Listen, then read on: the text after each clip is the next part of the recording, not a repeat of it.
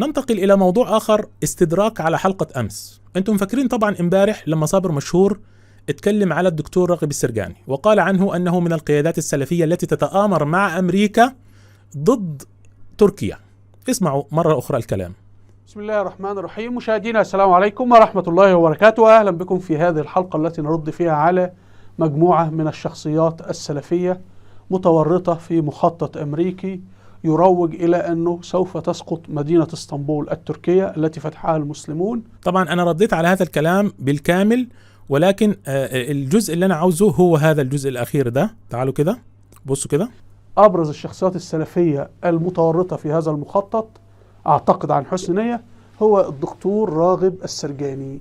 طبعا احنا قلنا الدكتور راغب السرجاني، وكما تعلمون الدكتور راغب السرجاني ليس من القيادات السلفية، وإن كان يعني هذا أنا ما عندي مشكلة يكون سلفي أو يكون إخواني أو يكون أي شيء.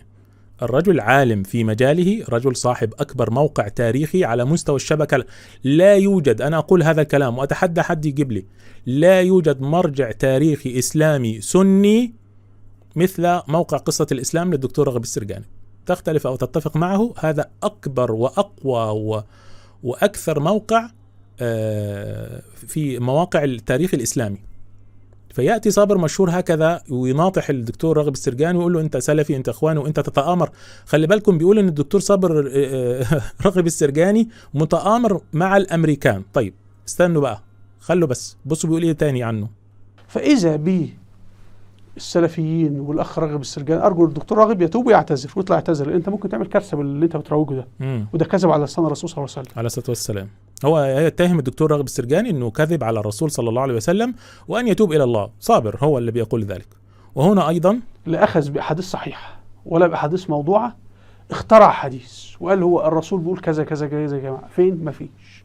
طبعا هو الدكتور راغب السرجاني يستند إلى حديث رسول الله صلى الله عليه وسلم في صحيح مسلم، والذي أثبتنا أمس أن صابر مشهور يطعن فيه ويسقطه في مقابل روايات من مستدرك الحاكم ومسند أحمد بن حنبل.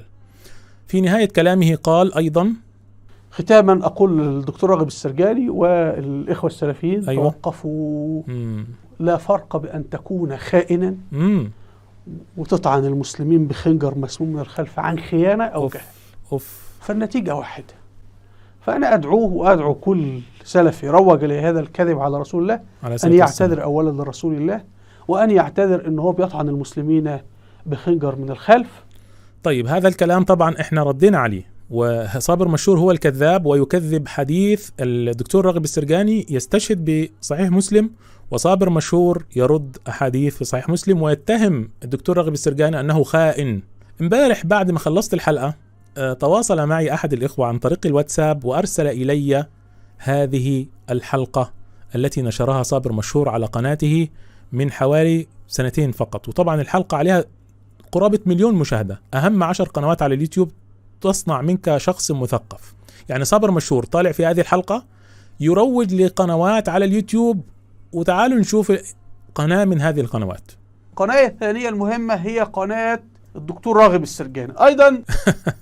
ركزوا معايا، القناة الدكتور راغب السرجاني، اكتب على اليوتيوب راغب السرجاني. راغب السرجاني أنا يهمني فيه 3 حاجات. راغب السرجاني الدولة العثمانية، يعني الدكتور راغب السرجاني رجل منصف وعادل ويحب الدولة العثمانية وغير متآمر عليها مع الأمريكان. ادي هو عامل هنا 11 محاضرة عن الدولة العثمانية. ماشي، خطيرة جدا. أهميتها مش هي بتشرح تاريخ الدولة العثمانية. أيوة. أنا سمعت كثير من المحاضرات عن تاريخ الدولة العثمانية وكتب عن تاريخ الدولة العثمانية، لكن أهمية السلسلة اللي الدكتور راغب السرجاني عاملها بتشرح لك الصراع الدولي. الدولة، خلي بالك الدكتور راغب السرجاني في هذه السلسلة يشرح الصراع الدولي، وعنده إلمام، وعنده مش خائن ولا يكذب على رسول الله صلى الله عليه وسلم، ولا هو بيتآمر على الدولة العثمانية ولا القسطنطينية. اسمعوا. العثمانية ضمن الصراع الدولي. ازاي الصراع الدولي والصراع العالمي بيؤثر على معركة او وقعة او كذا او حياتك. فأهمية المحاضرات دي، شوفوا كل المقدمة دي والحاجات دي الاستراتيجية، ده يعني الدكتور راغب السرجاني اهو عن قصة الدولة العثمانية. هي 11 محاضرة ب 11 ساعة، هي انه بيشرح الصورة الكلية فأنا أنصح لما تسمع راغب السرجاني فيها هتبدأ تفهم. أيوة. وبرضه فيه دورة ثالثة راغب السرجاني اسمها فتح اسطنبول. أدي فتح. أيوة، راغب السرجاني فتح اسطنبول اللي أنت دلوقتي عمال تطعن فيه. ركزوا يا جماعة. فتح الإيه؟ القسطنطينية. راغب السرجاني قضى 14 محاضرة. وبرضه للأسف طبعا التصوير مش قوي، لأن أنا بقول لو كان رقاصة ولا مغنية كنت تجد مخابرات الخليج ودول والسيسي وهؤلاء وأوروبا وأمريكا كلفوا اعملوا له فريق وتصوير وكذا. يعني الدكتور راغب السرجاني مسكين ما عندوش حتى كاميرا يصور بجودة كويسة، ولو كان رقاصة أو شخص عميل كانت أمريكا وأوروبا والسيسي ودول الخليج كانوا دعموه يا صابر. صح؟ أنت الآن اللي عندك كاميرات وعندك أشياء إحنا نشك فيك. فاكر لما كنت بتقول أي واحد شك فيه حتى أبوك وأمك؟ كل شخص نعامله ونقابله في حياتنا أيا كان بمفهوم أبوك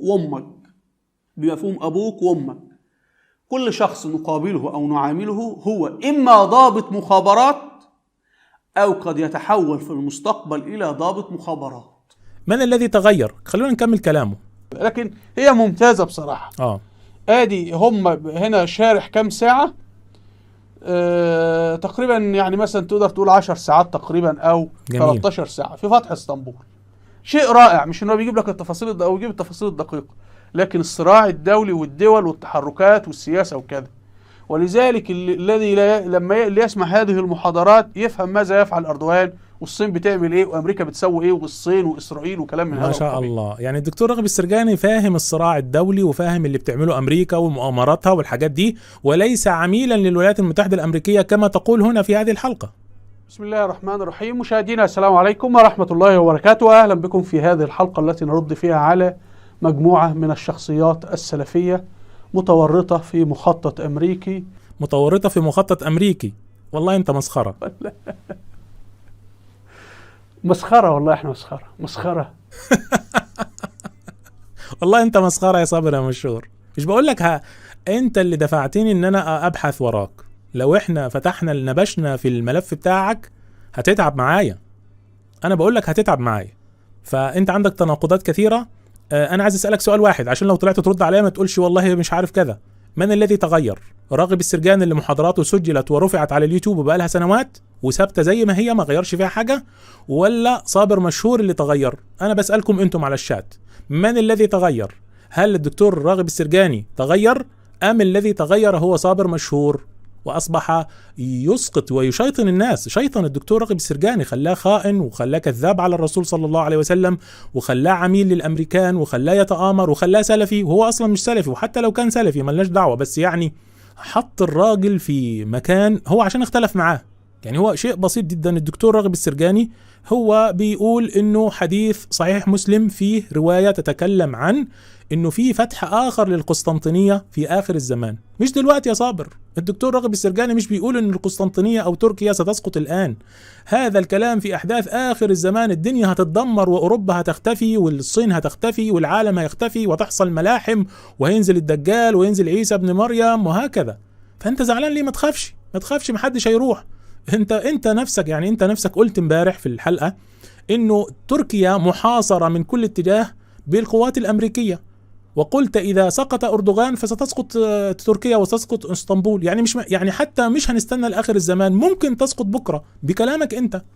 تعالوا حضراتكم نشوف عشان نعرف هم شغالين في الماكينة الامريكية.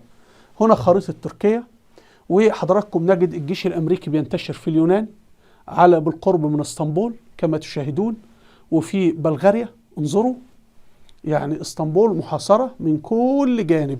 الخطة انه امريكا تريد اسقاط اردوغان في الانتخابات المقبلة 2023، ويأتي اليساريون اللي هو اكرم اوغلو يصبح هو رئيس تركيا، ويعمل فيدرالية كما جرى في العراق وجرى في سوريا وجرى في الصومال، وتشتعل حرب اهلية بين الشعب التركي. لما تشتعل حرب اهلية في تركيا هنا تأتي القوات اليونانية والقوات البلغارية وتدخل، ومعه بحماية الجيش الأمريكي والطيران الأمريكي، وتدخل إلى اسطنبول. أي دولة في العالم ممكن تسقط. الاتحاد السوفيتي اللي كان يعني شيء سقط.